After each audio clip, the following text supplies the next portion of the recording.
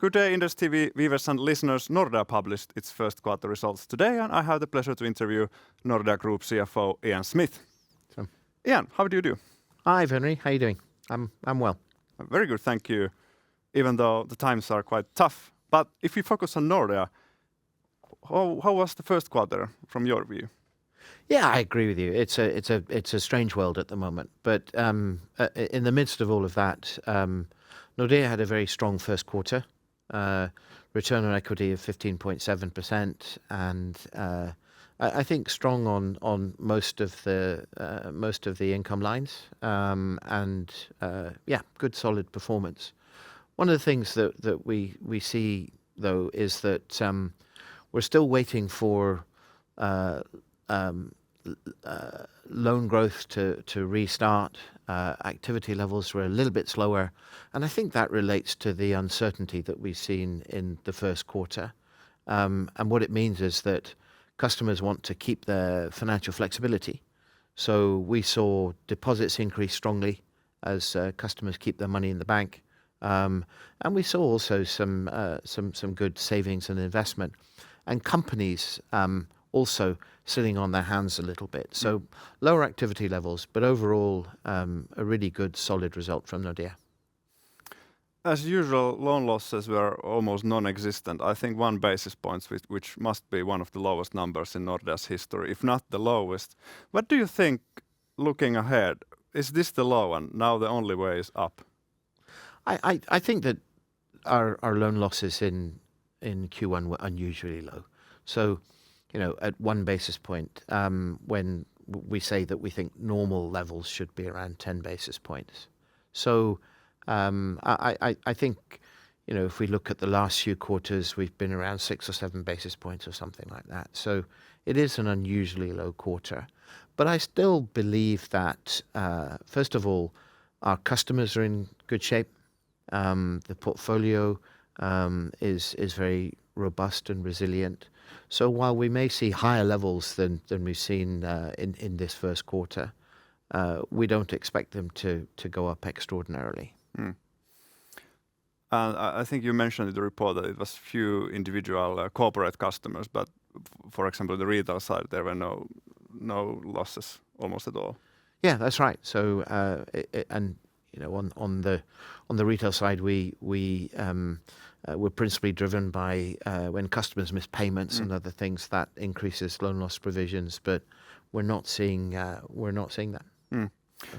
I think many investors, they look at your first quarter, but also many people are thinking about what happened on so-called Liberation Day, 2nd April, and what will happen in the future with the tariff war. Have you seen how has the tariff war impacted your customers? Are they more uncertain, or what have they done I know it's still early days, but what have you seen thus far? Yeah, so the first response, if we think about customers on the retail side, we probably saw double the usual number of calls into our contact centers and into our advisors, and with people focused on, okay, what's this going to do for my investment portfolio? What should I be doing? Should I sell? Should I wait? Those kinds of things. So people looking for advice, and we saw a little bit of selling in the early days, but then we've also seen some buying activity then, and I think it's relatively balanced actually. So I think retail customers are staying calm, but it's a very difficult situation for them. And generally speaking, the advice is not to do anything, hasty. And then on the corporate side, when we think of what the businesses in our region have had to deal with in the last 4 or 5 years since I've been in Nordea, we had the pandemic, we had the war against Ukraine, and everything that came from that. We've had inflation.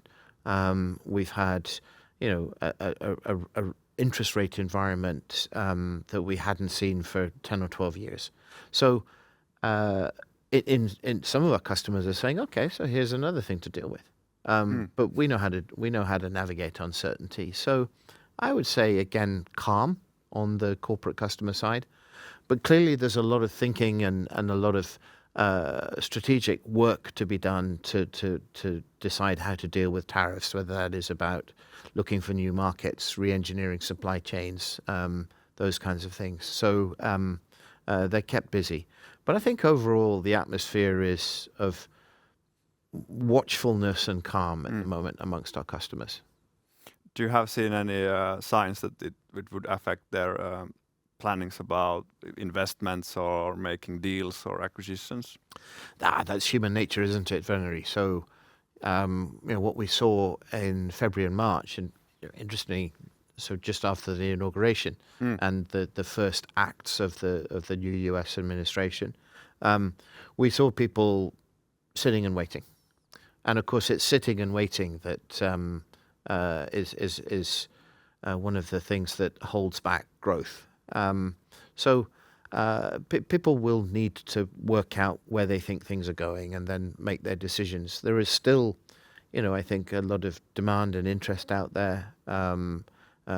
People want to do things, but they're waiting to see, how the situation might turn out before they act. So I think that might mean things are still a little bit slower in Q2 than we might have expected. Yeah. How do you view the Nordic economies? In the presentation, you put the emphasis that compared to European Union average, Nordic countries have less exports compared to GDP. But I think EU is one of the highest export areas in the world. So I think we are still quite export-oriented countries in the end. So how do you see how much damage will Nordic economies take from a prolonged tariff war?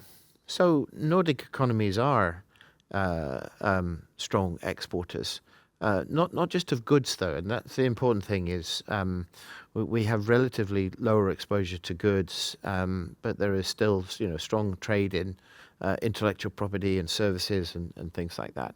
And our biggest trading partners are or the bulk of our export in goods either goes to other countries in the EU. Or to other parts of the world than the US. So I think that proves that we've been adept at finding markets for our goods. So yes, exports are a big part of what we do, but we've proved ourselves to be pretty good at finding markets. If I recall correctly from our previous interview, Nordea kind of assumed that the confidence would come back and people would lend more when time progresses, because as you mentioned in the report, for example, in Finland, real incomes are already rising, people are saving, so they could take more debt as well. But if now confidence sinks, do you think that you were too optimistic at the beginning of the year? I don't think I was too optimistic. We had we didn't have the sort of expectation of some of the things that the U.S. administration has put in place now. So I think none of us knew what to expect from Liberation Day, and it turned out to be more far-reaching than we thought. So we had good grounds for optimism. We saw rates coming down, interest rates coming down. We saw inflation coming down. And we started to see signs of consumer confidence returning. And what that would normally have done would be to increase consumption. And of course, the uncertainty that's been generated over the last 2 to 3 months means that I think probably customers will still pause and think a little bit more. But if we look at the data, one of the things we monitor quite carefully is credit card spending. In the last 2 weeks, credit card spending has been higher than the same 2 weeks last year. Interesting data point. Yeah. You had the confidence to lower your management buffer by, if I recall correctly, 20 million euros. So now it's 397 million euros. So what gave you the confidence? How do you see the management buffer going forward? So what gave us the confidence to make a small reduction this time was just a strengthening on the household side. We've seen higher house prices, And we've also seen through lower interest rates, then customers have better ability to cover their mortgages. So that was what drove it there. Those additional provisions, as you say, 397 million, that they are over and above what our models tell us that we need. And we've been pretty cautious about holding on to those. But we've also been pretty consistent that we'll release them if we think we should.